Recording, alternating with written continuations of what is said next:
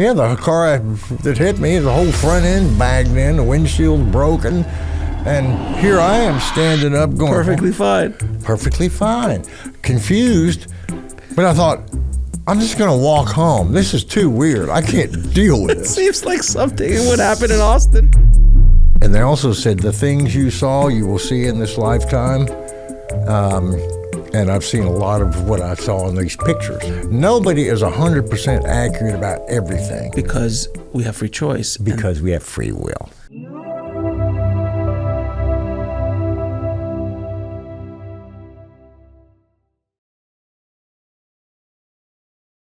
I'd like to welcome to the show, Garry L. Wimmer. How you doing, Garry? Great, and I'm extremely honored. Thank you for having me. Absolutely, my friend. Thank you so much for coming on the show. We're going to be talking about your near-death experience, talking about the book you wrote, A Second in Eternity, and your other book as well, which we'll get into when we ask the question about it, because I have no idea about the other book, about the reading of stones and things like that. So we'll talk about all that in a little bit. But before we get into your near-death experience, what was your life like before you died, before you had your near-death experience?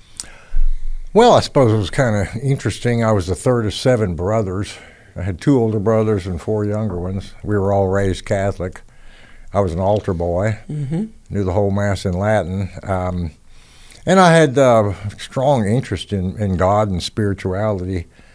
And now, however, when puberty hit, I had to say goodbye to the Catholic Church. I've been trying to explain that to my wife, and she doesn't understand that. So you guys were like, "No, you don't understand what happens." It's a freight train. It is. It's.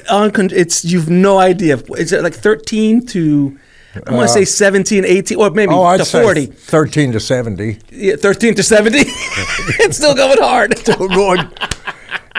Yeah. But yeah, so puberty hit, and all of a sudden the church wasn't this important. Yeah, I just couldn't deal with the church anymore. I thought, you can't even deal with human sexuality, you know? And so I started, in college, started reading a lot of Edgar Cayce and Madame Blavatsky and Ruth Montgomery and these other psychics and spiritualists, and especially Edgar Cayce. Oh, yeah? Just blew my mind. First time I ever got an idea of how the universe actually worked that made sense. It was fair. It was cause and effect, you know. And there was a lady in college that gave me did a horoscope for me. Said, we got a lot of natural psychic ability. Now, I was an electrical engineer. 1970, I graduated. It was all defense work when I graduated. Vietnam, I was a conscientious objector. I moved to Austin then, and as I was telling you, it was real cheap then. Very unknown. Well, that's city. where all the weirdos came. That's why the towns like state keep Austin weird, because all the weirdos of Texas come right here. It's the like musicians, the artists. It's like Matthew McConaughey says, it's the blueberry and the tomato soup. Yeah, it truly is. So yeah, it was a nice town. It was cheap in those days. I started playing music. I actually started playing guitar way back in 1963, 4. The time the Beatles came out, I was a pretty good lead guitar player. And I remember watching George Harrison on Ed Sullivan, watching his riffs, went, wow, I play those just like he does. And I learned it by ear. So I was a pretty accomplished lead guitar player. Went through college, got out of electrical engineering, served 2 years as a conscientious objector at the Austin State School. Then got out and thought, well, I don't want to join the defense industry, so I started playing music. And I went through a lot of depression because I was not a good singer, and it was all vocal work in the early 70s. And I went through a lot of depression. I'm bipolar, I came to find out later. But all this time, I kept feeling like there was some sort of, even though I wasn't a good singer and was struggling to make a living, I felt like there's going to be a breakthrough somehow, got to be, or I'll go crazy, which I did. But 1977, I quit a band, needed some time off. I'd felt weird this whole day. This was January 31st, 1977. I quit the band, needed some time off, moved back to a duplex with my 2 roommates who I didn't really know well. And that night, I started having premonitions about my roommates, about my neighbors down the hall that were talking to us, what they were going to say. I'd hear it before they'd say it. This got weird. The next day, I tried to go to sleep that night. The next day, I was up all night thinking, abnormally intense. Next day, my roommate came walking in reading the paper, and I saw the headlines through his eyes. And he threw the paper down on the table. I looked at it and was kind of shocked. It was exactly what I'd seen. He was looking at me, "Are you okay?" This went on for the next several days, got more and more intense. I walked down the store a couple hours later, and I started feeling what everybody's thinking. And I couldn't prove it, but I knew it was too potent and why is this happening? What's going on? We went to a bar that night, Soap Creek Saloon, which used to be out here in Austin.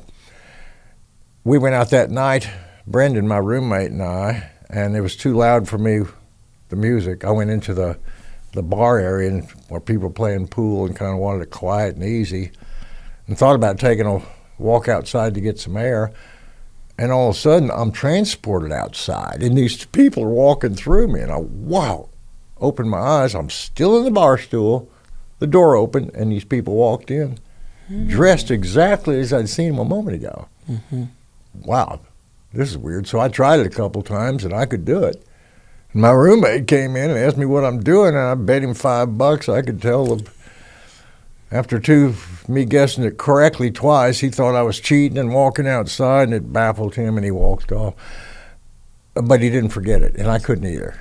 Over the next couple of days, this intensity started peaking. Someone would call me and said, "Well, I'll be over." I'd look at my clock, and it jumped 2 hours and 17 minutes ahead, and I'd see exactly what time they'd come over, and then the clock would jump back. And this became normal. And I was starting to get scared. Yeah, of course. It seems it seems odd. It was very off-putting. It was very odd. I kept feeling it felt like guardian angels watching me. I called them the monitors, or they called themselves the monitors, and we agreed on those terms. I couldn't see them, but I felt them. And that's a little bit of protection, a little bit of safety. I felt like, wow, something knows what's going on because I don't. Okay. This started building up and up.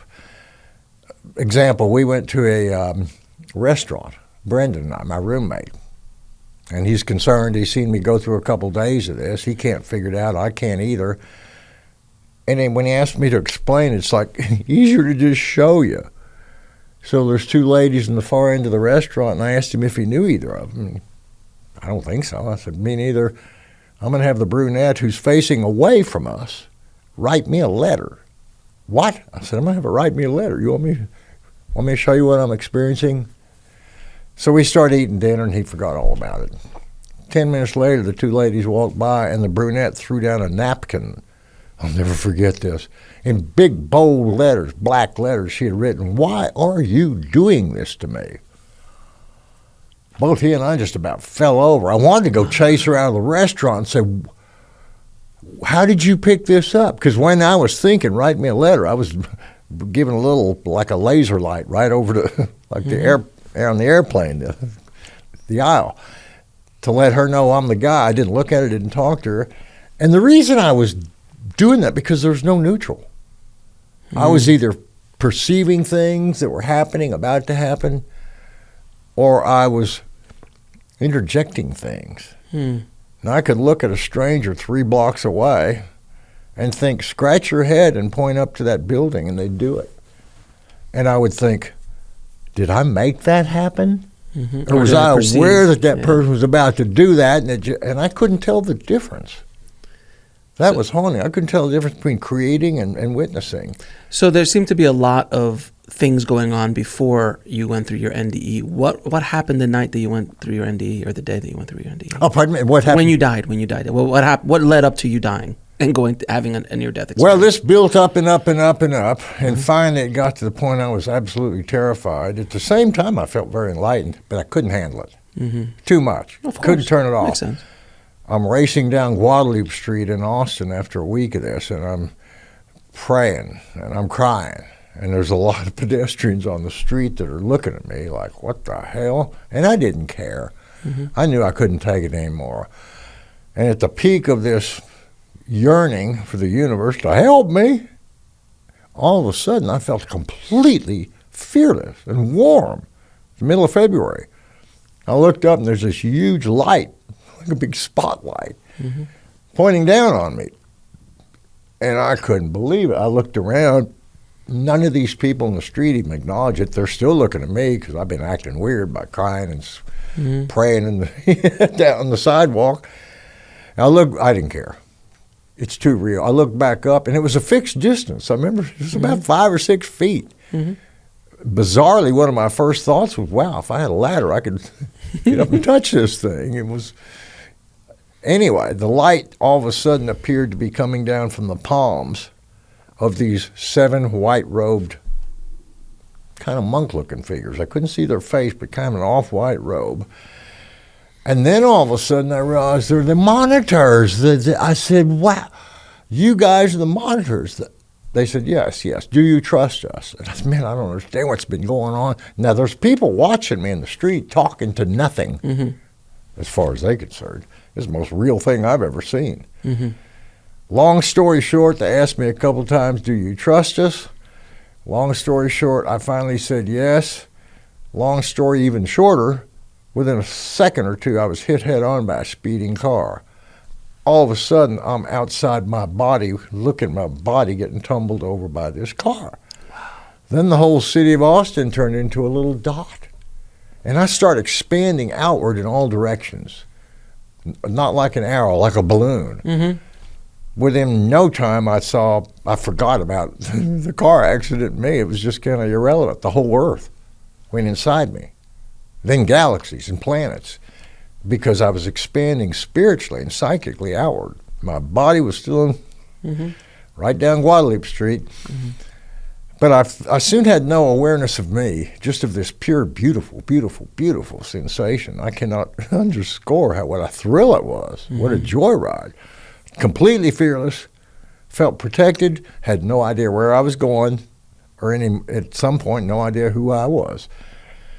And then I expanded beyond the edge of this universe, and I went through a concept, a level of consciousness that I called the colors. Because it felt like when we come into this planet, and that's what I discovered, how we're born, our soul collapses in from all edges of the universe. Forgive me, physicists, I know there's not an edge, but you know, to the point of birth of the mother. And when we leave, that's how we go out. It's not like an arrow, like one big balloon expanding, taking an imprint of the universe as we come in, as we go out. And I'm witnessing this. I'm in the middle of it. Not aware that it's me. And all of a sudden I came out of the edge of this universe, went through the colors, which is a realm that gave us the ability to use our senses and our knowledge and our incarnation to understand the very process we chose to get here. We can, through our choice and practice, we can learn that. And through the level of consciousness that I felt like called itself the colors, that gives us the ability to use our senses when we're alive. Now, I was experiencing all this by growing out, and all of a sudden I'm out of the edge of the universe, and it felt like I came out of one little star up on a star-studded sky. Billions of universes. Wow. Unlimited. And that's the one I came out of. Boy, they're all over. And in some form or way, these universes seem to wrap up into the most beautiful description I could ever say, a tunnel of light, because it really felt like a tunnel of light. Silver clouds going around. I'm going through it. No idea who I am, but fearless, and it's enjoyable, unbelievable. And then I came out of the other side of this tunnel, and I'm in this big, blue, infinite void. And I immediately recognize it as infinite mind. Infinite mind, no bias. Always was, always will be. And there was 2 possibilities with infinite mind. Either it existed, and every possibility does exist and will manifest, or it wouldn't exist, and nothing would exist. There's absolutely no in between. I didn't know that I was in the middle of a near-death experience, and I learned this later, But a lot of people who have NDEs talk about infinite love, and that's exactly what I felt. Beneath the mechanics of this infinite mind being able to manifest infinite realities over infinite time with no limitation, at the core of it was infinite love. Now, how infinite love manifested into infinite possibilities it ain't going to fit into a formula. Physicists will never figure it out. But it does happen. That's what happened. And even prior to the car accident this week that I was going through, seeing things, I started noticing that the quantum level had the interface between the non-physical and the physical. Very small through the smallest of elementary particles, but even smaller. That fabric, that's the interface that manifests into time and space and physicality. Garry, let me ask you, because your NDE so far is unlike others I've heard, because you kind of had a preview of what was coming. You were connecting to the monitors prior to that, even though you hadn't seen them. All these kind of metaphysical things are happening to you. And it seems almost like these are like a precursor, a preview of what's coming, up until the point where you were about to get hit and they said, do you trust us? They were kind of prepping you like, hey, you're going to get this, something's going to happen, but do you trust us? And you said yes.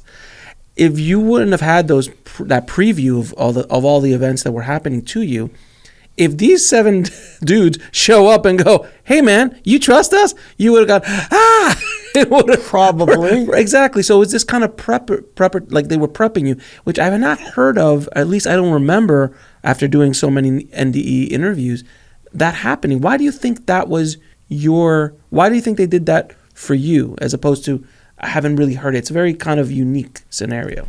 Yeah, and you're right. No 2 NDEs are the same, although a lot of them happen in emergency rooms. Yeah, there's commonalities. Now, I was hit head on by a speeding car, but I didn't. And a car in the 70s, which were not made of plastic. No, it was a big old heavy.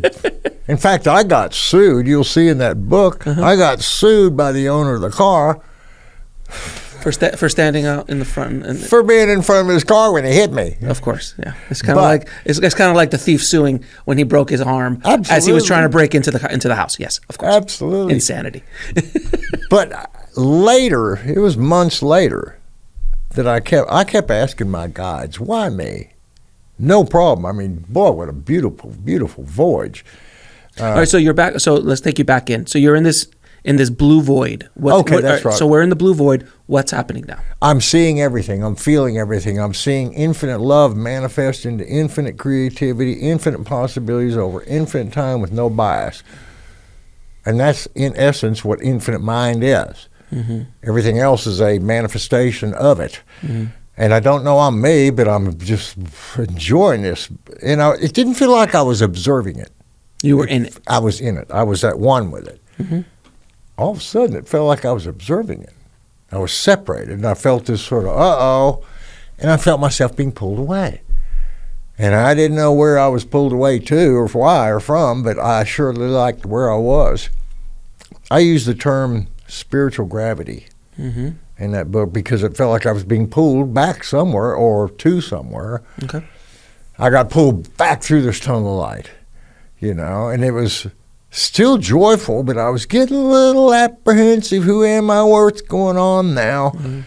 Came back into this galaxy, this universe. In fact, I remember seeing all these universes. Oh, that's the one I'm attracted to. Like that little green monitor light you have up there. It stood out.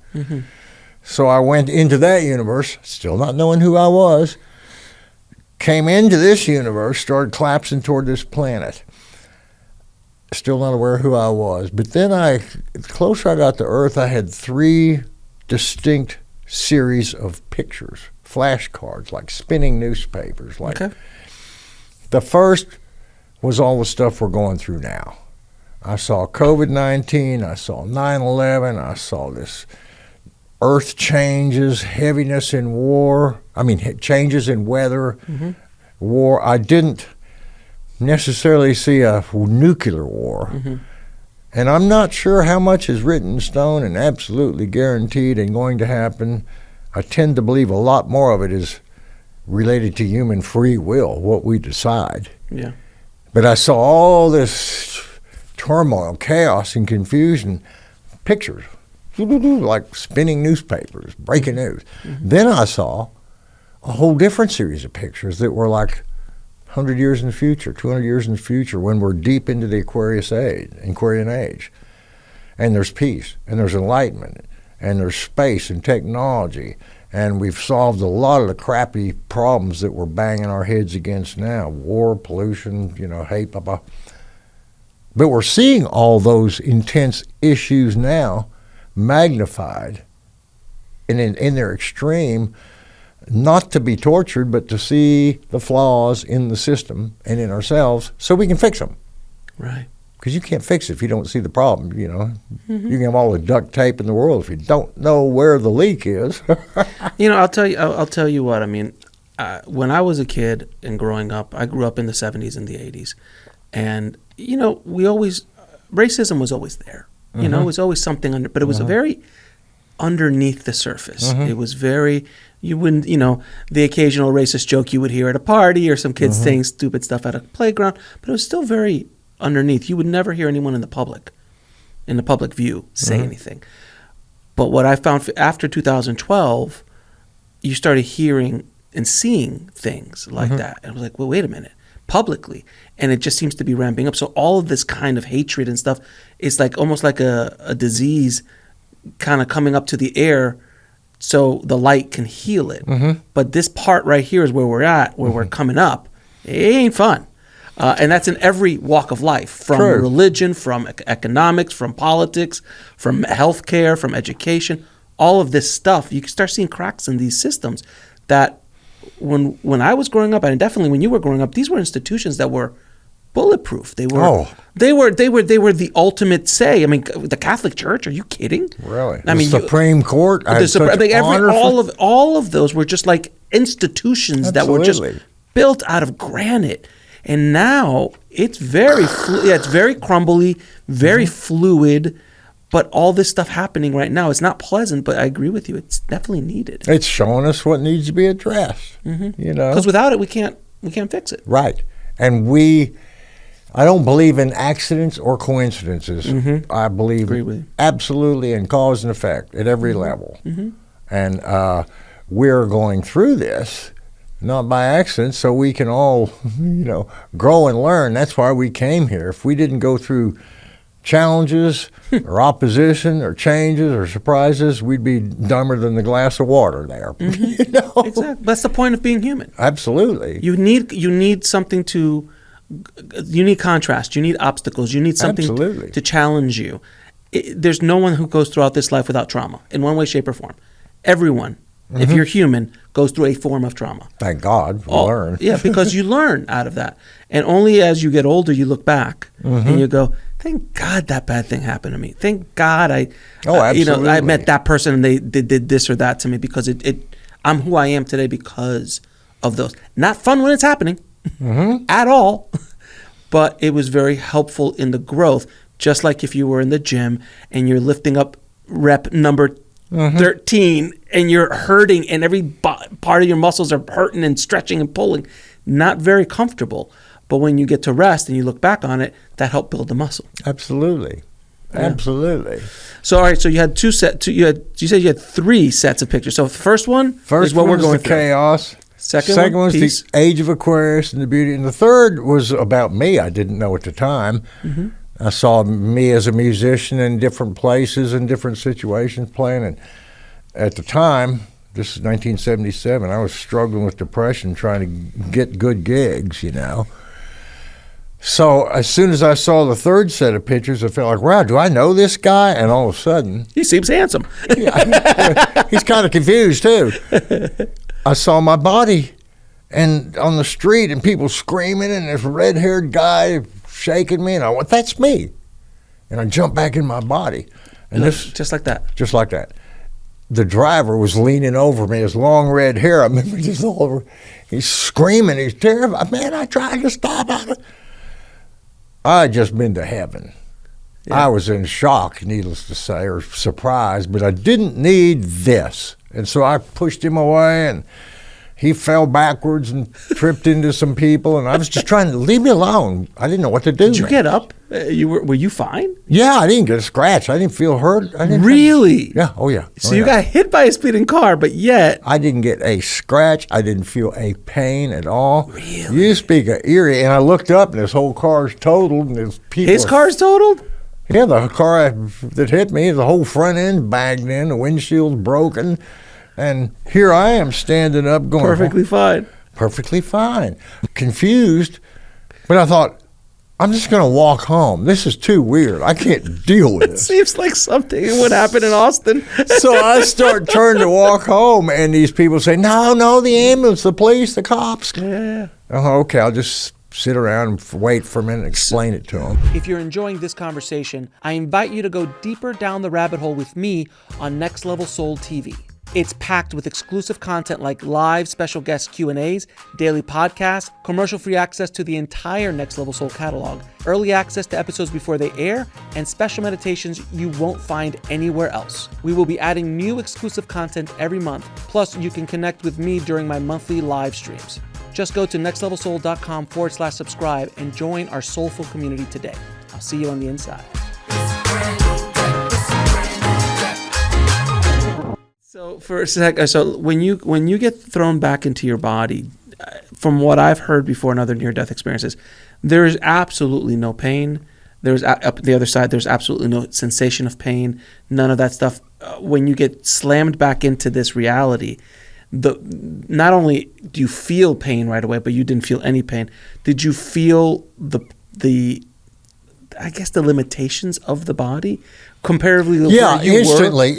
Yeah, there was some sort of like, instantly. I'm back. I feel heavy now. I feel... Well, I looked around and saw these people screaming and this car wreck and everything. I thought, well, I can't blame this on anything or anybody else. Hell, I'm the one who came down here. Mm-hmm. But now I'm stuck.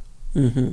And rather than walk home, I thought, okay, I'll wait for the cops and the ambulance. Well, when they showed up, which is pretty quick, first thing they're all doing is looking around for a body. And I'm up talking to people. And I said, I'm the one you're looking for. And all the witnesses are going, yep, it's him. And how are you standing? I said, on my feet, just like you. And they're talking to the witnesses, and they're talking to me, and asked me what happened. And every time I tried to explain what just happened. Oh, no, you didn't. You told them that you went to heaven? I tried to. Oh, my God. In 1970? It's in 1977. So you guys won't believe this, but the reason I wasn't heard because... Sir, have you been smoking? Oh, yeah. I'm sure they were like, okay, we have a drug. Well, they asked me that. Said, are you on drugs? I said, no, sir, I've done plenty, and no drug can do this. And that just blew their chin off. And they were talking to the witnesses, and the witnesses told them, and I said, can I just go home? I'm not hurt. Nobody hurt. No. They'd take me to the hospital. Yeah, they got to check you out, of course, man. X-rayed me. Yeah, checked your head. I was fine. While I was at the hospital, they sent a cop down to talk to me because, like I said, the driver filed charges because I jumped up and pushed him back. I didn't leave me alone, man. I'm okay. File charges for to cover his butt because he just hit me. Yeah, of course. So I kind of blew that off, and finally there was a guy that came and said, "Look, we're going to have to commit you to a psychiatric hospital," and I said, fine. I don't care what you do with me. I just been to heaven. This is so. I want to stop you there because, coming from where I come from, and my point of view of anytime I talk to people in the spiritual space and have these magical experiences like this, out of body experiences and channeling and psychic abilities and what you're talking about, I always said, like, if you start spouting this at the wrong era of time, you're gonna get thrown in the loony bin. Well. It's exactly like, yeah, I just been to heaven. Sir, come this way. Just walk into this padded cell. Because in 1977, I think Dr. Raymond Moody had released the book. Just about that around term. that and time. I didn't even know about the term. Of course. Yeah, near-death experience it's literally in the late 70s when Raymond coined the phrase. But that was not in the zeitgeist. You would have just sounded absolutely insane. And he's obviously on something, or he actually has mental issues or something. Right. And they put you into the mental institution. All right, before we go into the into that part of the story. When you were on the other side, did you see anybody else? Did you see relatives? Did you see spirit guides? Did you talk to anyone? To some degree, I saw everything, but I was not having conversations with individual souls or anything. It's like I went from the basement to the top floor and through the roof and back pretty quickly on Earth time. It seemed like an infinitely long voyage when it was happening, but I didn't actually talk and engage. What I was doing was it's almost like I was going through the whole creative process of how we became human and how we became here, rather than talking to my Uncle Joe or whatever. It's like information. That's and how much information did you bring back? Because I heard that a lot of times you get the secrets of the universe on the other side. You're like, but this hardware can't hold that That's information. exactly correct. So did you bring something back? Oh yeah, I brought a lot back, but not everything. Because you can't. I can't. You know, it's not something that. But sometimes, like when I saw, as you read in the book, I was in Europe on 9/11, and I was playing the last set. I'm a musician, and a guy from Sweden said, "Man, I think you all got hit by a terrorist attack." And I ran down to the crew room just as the second plane came through, and I witnessed that, and all these people around me in these blue uniforms. All of a sudden, I flashed back on, I had that picture in 1977 of this airplane going through a building and me watching on TV with all these people in blue uniforms. Now, when I saw that coming back into my body, one of several pictures, I didn't know how to deal with it. I didn't know if it's true or lie or would happen or might. But that day, when it did happen, I saw it and blew my mind. So now you're in the loony bin, Now or I'm mental. loony. You're in the mental ward now. I've been committed for, I'm assuming, a 72-hour hold or something. No, like they had that. me a 10-day mandatory A commitment. 10-day hold. Yeah. That's back in the day. My brother, who lived here in town, still does, when they put me in jail. So was that jail or was that? Well, first they put me in jail because they took me from the scene to the hospital. Right. Told me I was going to have to be committed. They had to get the papers signed, so he put me in jail till they could get a legal order of protective custody signed by a family member or a judge, or both in this case. And your brother signed it. Right, and I don't blame him. Hell, I would have too. I wouldn't have known what to do with me. Yeah, it was so much. I had no problem with them not understanding. Okay, so you get put in for 10 days, and what happens during those 10 days? Well, I became quite an entertainer up this. I was at Shoal Creek here. I was playing guitar for them all and talking to them and entertaining. They called me Mr. Smiles. Oh yeah, because you were blissful coming back. I was blissful, so happy, and I didn't resort to any. I need out of here. I'm sorry. No, I just say this is the next chapter of this crazy experience. Just enjoy it.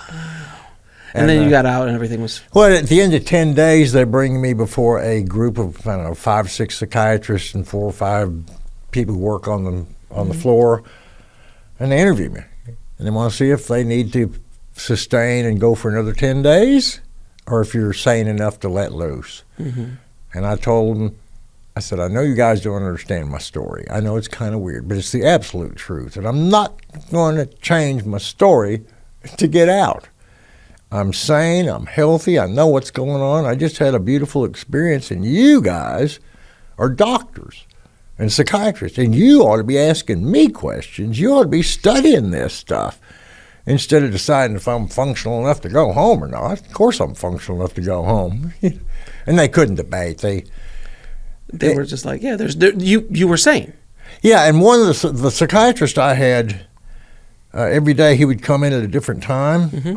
And God bless him, he was a very fundamentalist Baptist guy, and he couldn't deal at all with what I was talking about. God, reincarnation, psychic ability, and multiple lifetimes. Blah! And so he kind of had a hard time dealing with me, but he had 2 sons that were having a problem. And I talked to him because I grew up with 6 brothers, and he was amazed. How did you know about this? Well, don't worry about it, but here's what's happening. And at the end of the 10-day period, he's one of the people in there deciding my fate, and he said, oh, Gary's fine, he can go home. I blew his mind in some ways, but he knew I was right. I told him about his kids. Another level. It kind of blew his reality to some degree. Of course, the programming that he's been built with. Right. He couldn't deal. It completely distorted the foundation of his belief systems. But yet, the other side was like, it's helping my family, so I can't ignore that. Right. So he's in a really tough scenario. I don't know where this guy gets his stuff, but he's right on. In fact, the doctor, when I was at the hospital, like in the emergency room, they didn't know what to do with me. They wheeled me over in a corner, and this guy came in, and I knew his name and where he got his degree. He was a psychiatrist. I knew everything about him, and he was blown away. How do you know this? I said, right now, Doc, I know everything. The problem is I can't turn it off. Really? That was the problem. And so he said, we're going to put you in a psychiatric hospital. And they took me to jail first before they could get the papers. And when I was in jail, I had my own cell, but there's 8, 10 different people around me in different cells, and they're all talking. And I'm the newbie. What's your crime, buddy? I said, well, I got caught jumping across higher dimensions to infinite mind and went on a rap. They're just... What are you taking? Who is this guy? Yeah. Can I have some? So tell me something about my case there, Mr. Wimmer. And I started talking about their cases. I just right off the bat. So you came in with an immense amount of psychic ability, and those are the abilities you came in with? I kind of always had that by practice and worked on it, and this confirmed it and launched me to the highest level. Right. It just kind of like blew the doors wide open of this kind of stuff. So you started to be able to see things. And right. Okay, so it's 1977. Now you're out on the street. You're back into your normal world. How do the people around are you? And you're not hiding. Apparently, you're not in the closet of this, because a lot of NDEers hold on to this story for 20 or 30 years because they were afraid of coming out. But you, being an artist, are fearless. Well, I couldn't. My roommates knew it. My family knew it. I was in the psychiatric hospital. And how did the people around you deal with this? And how did you deal with them? I guess the best they could. And how did you deal with them? Understanding that they would not understand what I went through. Mm-hmm. I just took that for granted. You're not going to understand this. You're not going to get. Hell, I could barely understand it, man. And I went through it. So then, how many years before you came out real publicly, writing a book and talking about it, doing interviews and things like that? How many years before you started talking? Well, the first year, it took me a while to recover. I went through another bout about a month or two later. It's in the book. Mm-hmm. This time, they took me to the Austin State Hospital. They gave me Thorazine because I kept going to this higher level of consciousness, and thank God my family and doctor were trying to keep me back on the planet, and it worked. It just seems like you were giving this level of bliss that you didn't understand how or why it was happening to you. Not then, exactly. So at that moment, you didn't understand it, and you didn't have any guidance. You didn't have a yogi, a mentor, someone to sit there and go, okay, my son, this is what's happening. It never occurred to me that there was a term for this, and people, but I figured I'm not the only one to have, because, I was raised Catholic. People have religious experiences. Sure, exactly. So you just couldn't deal. It was just too much at that time. And how many years before you could kind of start? It didn't terrify me. I was very blissful, but I didn't go out of my way to talk about it. Okay, so you other than the people who knew it. All right, so in other words, you weren't walking into a bar and go, "Hey guys, I died." No. It took me years. It took you years before you started to kind of come out of all that.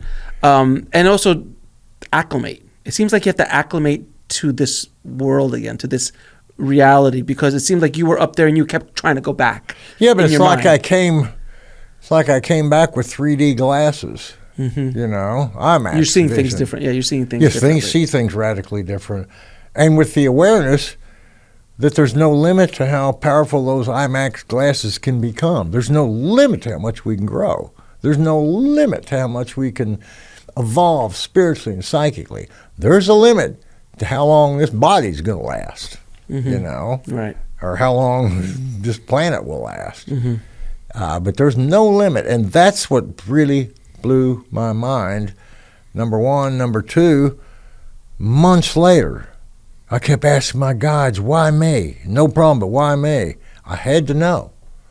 And months later, is the only second time I truly felt the monitors.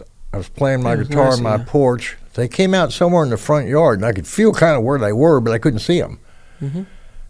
And just like magic, they shot a light into my head like a laser. I didn't think about it as being a laser at the time. It was this light and these screen credits like a Superman rolling off in the distance with these words. And they were saying the words in this same voice that had said, "Do you trust us?" And it was like one voice, like James Earl Jones, deep, harmonious, protective, warm, soothing voice.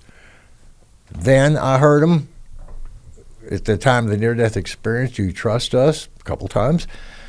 And now, 8 months later, on my porch, I felt them shooting this message in, and they basically said at the same time I was reading this, and the wind stopped, traffic stopped, time stopped. And this message was basically, you got this experience, you wanted to know, you were always asking, you were curious, you were an altar boy, you always want to know about God, you're reading Edgar Cayce, you were trying to give readings, you're exploring, and you could handle the truth, and we decided to take you and bring you back. And that's why you had these grounding agents, the cops, police, ambulance, and that's why the car accident, it gave us a perfect time to take you out and bring you back. There was no accident. It was all something that I had asked for, but they had kind of designed the scenario. No problem, it'll work. I couldn't have thought of that, you know?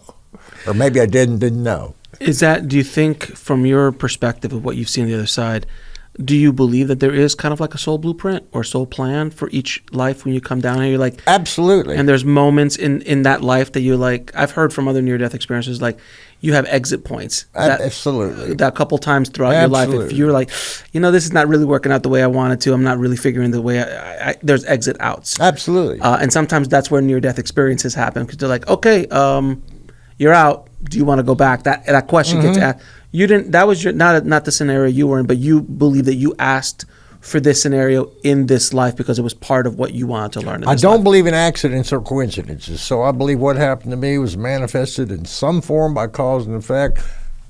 Probably mine. It wasn't thrown on me like a punishment. No, of course not. Yeah. Nothing is. But I did get the chance, the choice, to say yes. Guides, I trust you. Do you trust us? What if I said no? This is nonsense. I couldn't imagine. I was so overwhelmed that the only answer is yes. What's next? But months later, when they told me this, they said, you've had this because you're ready to deal with this. You're bipolar. They said, you got to watch your intensity, you got to watch your diet. And they also said, the things you saw, you will see in this lifetime. And I've seen a lot of what I saw in these pictures. Why do you think they showed you those? Because that has really nothing to do, I don't think at least, with this going up to the top floor.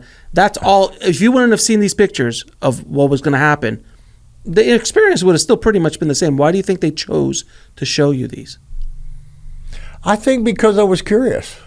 Because that's what they told me I had this whole experience about anyway. I was curious. And I have to admit, when I started reading Edgar Cayce in the late 68, 69, when I was in college, it kind of freaked me out. There's some dire predictions about the world revolution. But it also, the way he explained it and talked about it, made it look like, well, this has just got to clean out. This human nature, this is choice, this is decision, this is human karma. That's just the way it works here on planet Earth. So yeah, I was kind of terrified in college when I saw this. I was kind of terrified to some degree when I saw it. But now in real life, in real time, when it's happening, it makes sense to me. We have to see the holes in the boat and the flaws in our systems. And that's what we're getting. What message do you have for people who are freaking out? Quit freaking out. You can't do anything about the fact that the world is in a huge transformation. It's just that way. We can't change it. We can't change human evolution. You can't change the past. You can't change other people. You can't change the way quarks work in subatomic particles. But we are all extremely powerful with what we can change. And that's always our willingness to be open, to learn, to acknowledge, to grow. There's an unlimited potential. And being very, very, very lucky to having seen it, I'd take it as a commitment in my life to encourage others to press that button. Have you tried to go back in meditation or anything like that? Oh, I meditate quite often, you know. Yeah. Have you ever in meditation been able to kind of Not to that level, but dip your toe in? Yeah, I get confirmation all the time. Yeah. And I ask for it. I always ask for confirmation. Did then. In fact, as I was telling you, there was a process I described in the book called verification. I had to constantly kind of verify in some sort of hard to explain way that I'm still on the planet. Mm-hmm. I haven't been taken out to infinite mind, which I didn't know then. Mm-hmm. But this verification was like, I felt myself getting lighter and lighter, floating in this whole new sense of reality, kind of like weightless, you know. Why do you think that they've, the other side at least, has not only given you this opportunity, which we've kind of talked a little bit about, but why do you think that you're now being put out in the spotlight a bit more, doing these interviews, releasing your books, things like that? What is the purpose, you think, of that for you in your soul's evolution? For me, it's I need to do it. It's a necessity. Mm-hmm. I've been blessed. I've been shown some things. Mm-hmm. I've gone through my share of depression and anxiety and fear and doubt. Thank God, because now I can honestly testify those can be temporary conditions. We don't have to be stuck by that, but if we didn't go through it, we wouldn't learn how to conquer it. So I'm a total optimist now. I wasn't always, and I encourage other people to look at it that way, because you're not going to change so much about our life situation, but we can change the most important things: our attitudes, our perception, our intentions, the way we look at the situation. It's never a situation. It's always the way we look at it. Because the way you look at it means the way you're going to act or react to it. What do you, what did you see anything specific happening in these next 6 years, this decade? Because this decade's been a rough one so far. This decade's been a rough one, but we're going to have a couple other rough decades. However, at the same time, humankind is realizing that we have to watch pollution. We have to take care of each other. We can't let this nuclear war thread go on and on and on, you know. We have to watch so many things. So yeah, I'm an optimist because these are real problems. Sure. And these are real issues. And God ain't going to come down and solve them. God's going to maybe give us the wisdom to do so. Already gave us the greatest gift of life, free will, you know. And if you guys can't sort it out with that, you know. Yeah, it's kind of like I always call us the God's algorithm. Oh, yeah. Yeah, we just kind of go off and do our things, and we sit there and watch to see what the algorithm's going to do, because we really can't control it.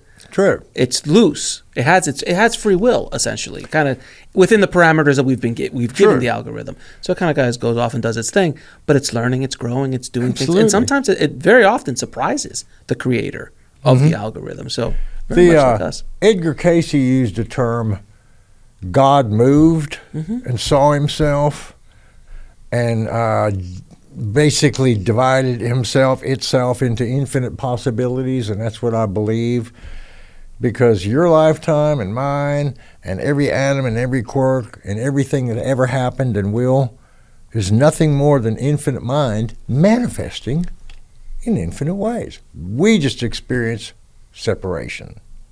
And that's the biggest delusion of humankind, but it's pretty real. You're sitting there, I'm sitting here. We ain't in the same body.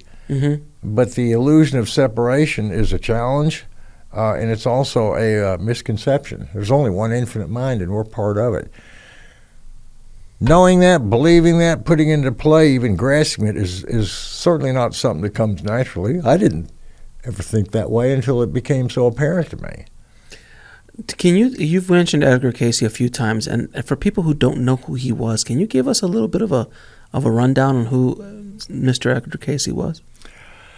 Probably one of the most phenomenal human beings to have lived in the 20th century. He was a bumbling photographer, but as a young kid, he would lay on his books, and he would memorize the whole book because he had a hard problem reading or remembering. And the next day, his tutors would come in, and he knew the whole book because he slept on it. He started picking up things real early. He remembered he saw an angel when he was young, and the angel said, "What would you like to do?" He said, "I like to help people. I like to heal people," you know. And so as he started growing older and older, he knew he had this psychic ability, didn't know what to do with it. He had a throat problem, and I may not be getting this right exactly in order, but a hypnotist suggested Casey go into one of his trances and diagnose himself, and he did. His voice changed, he could all of a sudden talk, and then he came out of this trance and had the same problem again, but he followed the directions that came out of his throat 15 minutes earlier and worked, and he started getting well known for giving healing diagnoses. And several people in the country were starting to write him letters. In fact, he was in New York and got arrested for practicing medicine without a license. He was Yeah, really.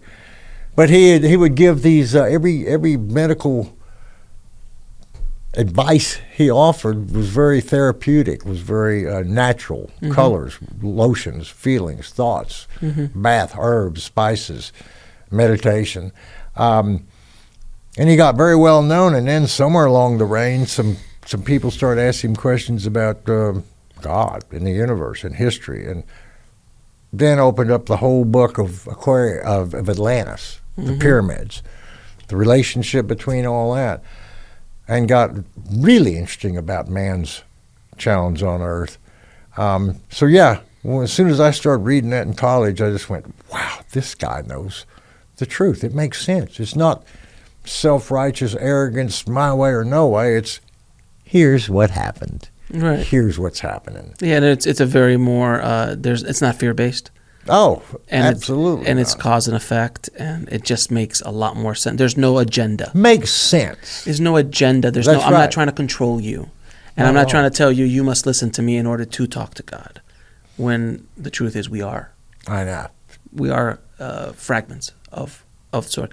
Also, just so people get an understanding, what year is this? This is not 1960, Mr. Edgar Casey, when he's doing his work. What years was he doing this work? He died in, I think, 45 or so. So he was doing this in the 20s, 10s and 20s. Yeah. So if you were going to be thrown in a loony bin in 1977, can you imagine what Edgar had to go through during those years? Because Although he had a lot of support, he had a lot of people around him. to protect him and things Protect like that. him, Yeah, that recorded all his readings, that wrote them all down. Yeah, there's still an Edgar Casey's organization that you can go and actually check out and read all of his. Yeah, and I'm part of EdgarCasey.org, and you can read all these readings that he did his whole life. And nobody is 100% accurate about everything. Because we have free choice. Because we have free will.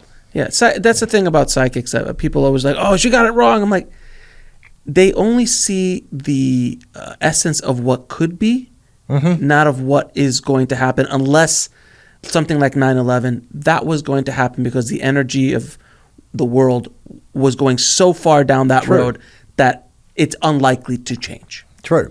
But if you're going to, walk to the left or the right in an hour, it's really difficult to kind of come up with that. So these larger things, like you're going to move to New York. Okay. Right now, your energy is moving yourself towards that. In a year, you're going to move to New York. In a year, you're going to meet this person who's going to change your life. Those are energies that are moving forward. So, but to get so accurate, still got free will. Yeah, and at any moment, you're like, I'm going to go to LA. Right. And it could just change. So maybe she just saw a great change. Maybe not. I got it wrong on the city, kind of thing. So I've dealt and spoken and I've had a lot of experiences with psychics, and people always like, oh, that's why they got it. I'm like, it's not a perfect science. True. Because it's just an art, and it's based on your free will too. Exactly. I tell people that all the time. No matter what I tell you, you can go move to Miami tomorrow. I don't think you will. I might pick it up. I'm not sure, but the power of free will is just the most amazing thing, because that is where we really have power. Not in everything we can't control, but in how we perceive ourselves, life, each other, the universe. And no matter how we perceived it yesterday, we can perceive it differently today. Very, very true. Now, there's another book you wrote called Lithomancy. Thank you for that very much. Lithomancy, the psychic art of reading stones. I'm assuming that this skill came back with you, Or did Actually, you learn it? I started giving readings in the early 70s basically with regular playing cards, you know. Okay, so it's like a form of, not tarot, but... Kind of, yeah. Okay. But I just kind of developed my own system, read a couple simple, easy books about how to use regular playing cards. And it's a symbol. It's a technique. You can learn to interpret anything from anything. Mm-hmm. I didn't know that then, but tea now leaves I do. and coffee grounds and all that. The whole world is symbolic, you know. Mm-hmm. And when I was going through my 7 days before that near-death experience, before the car, I saw everything in terms of symbolism. Mm. And that's how our subconscious and our guides talk to us. Right. They don't call you on the phone. And that's also what psychics deal with. And, Absolutely. And channelers even sometimes, they will see images and they have to interpret those images. Or because they don't speak to you, then they'll go, Bob is going to move to New York at 6 o'clock on Friday. Mm-hmm. That's not what they do. They show you a picture and then you kind of have to kind of interpret that. And that's a tarot as well. True. I get feelings a lot about things, but I do practice. I want to pick up things. 10 years ago, and this is practice, 10 years ago, Sunday morning, 12 years ago, while I watched the morning news, it ended, I muted the TV, football came on. I'm not a football guy, I don't care who's on what base or whatever. Mm-hmm. But I started imagining, who's going to take the ball next? And I started realizing I could pick out who's going to take the ball, where they're going to throw it about 60, 70% of the time. I started writing the scores down. My roommate, my brother, wanted me to start gambling on it.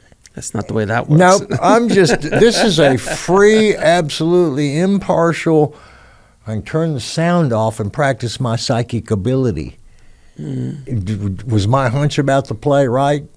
And that's all I'm doing. I don't want to make money off it. I'm just trying to, That's the other thing that people don't understand with psychic abilities. They're like, well, if you know everything, then why don't you just get the lottery ticket numbers and just, go off to, like, that's not the way it works. You can't use that kind of energy or ability for something as low frequency. Intentions always matter. Yes. And intentions will always come back to reward you or equalize things or make you pay the fee. Very true, very true. Now, Garry, I'm going to ask you a few questions I ask all my guests. Mm-hmm. What is your definition of living a fulfilled life? Being grateful, number one. So many of us are so lucky. We don't live in Ukraine. Right now. You and I, for Gaza. Mm-hmm. Are so many challenging things. Gratitude, gratitude, gratitude. Because if we're alive, we should be grateful because we get to experience and learn. And if we're not alive, we're in heaven, so the problem's solved. It can be a win-win either way. Gratitude is number one, and I learned that. In fact, about 2 weeks ago, there was a guy asking me, how do I pick up my guides? And I said, well, this is true. Right before I called you, I was meditating on gratitude, saying, thank you, universe, thank you. And my girlfriend's in the kitchen cooking something, and I heard her go, bing, on a pan. And I went, thank you, that was confirmation. Bing, bing. I went, that's pretty neat. You guys are talking to me all the time. Bing, bing, bing. No such thing as accidents. No, there's not. That's a cause and effect immediately, and the world works like that. And if we practice that and believe it and open it up, we can make miracles happen. And why shouldn't we? Why not? Beautifully answered, sir. Now, if you had a chance to go back in time and speak to little Garry, what advice would you give him?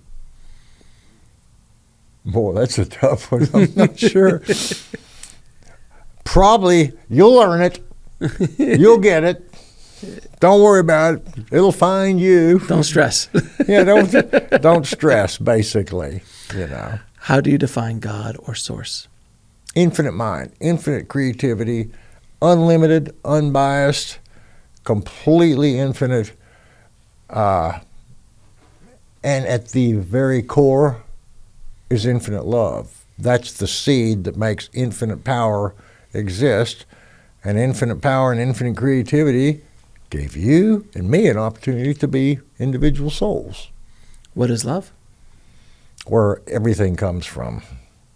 I was really surprised when I started reading more about other people who've had NDEs, because there wasn't a whole lot around in 77. No, there was not. I kind of felt Took a minute. Somewhat alone. I didn't know Moody. I didn't know Life After, his books and so forth. It was years later when I realized that. But have faith. Ask. You want to learn? Ask your guides. It says in every religion, ask and you shall receive in some form. It doesn't say, we feel sorry for you, we'll come down and we'll fix your house and we'll send you that stuff, Amazon Prime, and you'll get it free and you don't have to even ask. Yeah, that's not what they say. No, it says ask. You have to be proactive, because our guides and our higher mind, they do respect free will. They will not trample on our free will. But that doesn't mean they won't tap you on the shoulder and give you surprises and curveballs. Because if we never went through surprises and curveballs, we'd never learn new stuff. Well, sometimes there's a tap, and sometimes you get hit by a car. Absolutely. And what is the ultimate purpose of life? Manifestation, expression, individual and collective. Infinite mind had nothing to do except be everything. And it could. Why not? And not only is it everything, but a while ago when you were moving your hands, I think about this a lot. If I move my hand this way right now, I helped co-create a universe in which I moved my hand that way. And if I move my hand that way, I co-created a universe with that effect. And those are different universes. The multiverse. Multiverse. Simultaneously, billions and billions and unlimited universes unfolding. And to our point of view, it's pretty smooth. It's fascinating how the concept of the multiverse and parallel realities is in the zeitgeist now because of popular movies and storytelling that's happening. It's true. And but now it's a very, like in 1970, you say, the multiverse, right? No, they would have said, put him back in, kind of thing. Garry, where can people find out more about you? Pick up your book, A Second in Eternity, and Lithomancy. Like lithography. Yeah, both these books are available on Amazon and Kindle. Go look for A Second in Eternity and Lithomancy. That's Lithomancy. You can find them on Amazon and Kindle. And the Second in Eternity is a true story. It's got, like I said, the police records in the back that you can see. The Lithomancy book is sort of like a textbook. It shows you how to learn to read stones and patterns. And even in Europe, I lived in Europe in the 90s. A lot of people over there asked me to do readings, and sometimes I didn't have my stones with me. So I started doing readings with whatever people would lay on a table. I'd say, I'm going to go in here and make some tea, and you want a reading, put, earring, a guitar string, a glass of tea, a spoon, line some stuff up here, and I'll come back in a minute and read this. And I could read what they laid on the table. And I really believe that. Everybody has that ability, but I never thought about that until in 77 I realized that everything can be a port to infinite mind. I didn't know that then, but soon after I experienced infinite mind and went, wow, there's a portal there for me, there's a portal there for everybody. It's not like you just go down and buy a ticket for a movie and you get in. I don't know how people can get a ticket. I don't have the answer, but be grateful and ask. And do you have any parting messages for the audience? Be inspired. Never shortchange yourself. Never, never, never shortchange yourself. You want real power? There's one place it is. Inside. Your heart, your mind, your soul. No matter what happened yesterday, it doesn't necessarily have to repeat. And even if it does, you don't have to be in the same frame of mind as yesterday. You can be, but that's free will. That's choice, the most powerful gift. We use our free will correctly, we can get above a lot of issues, a lot of problems, grow, learn, evolve, make it a better world, benefit. Everybody wins. Think big, think positive, think creative. Yeah, we're going through a big world challenge, world revolution. We ain't going to change that, but we can change whether we're terrified by it or enlightened by it. Which one's going to make you feel better? Garry, it has been an absolute pleasure having you here and having this conversation with you. Thank you. My pleasure. Not for only coming here, but for helping awaken the planet, my friend. So thank you again. You too, my man. Thanks for watching. Click on one of the videos below to continue your journey, and don't forget to subscribe.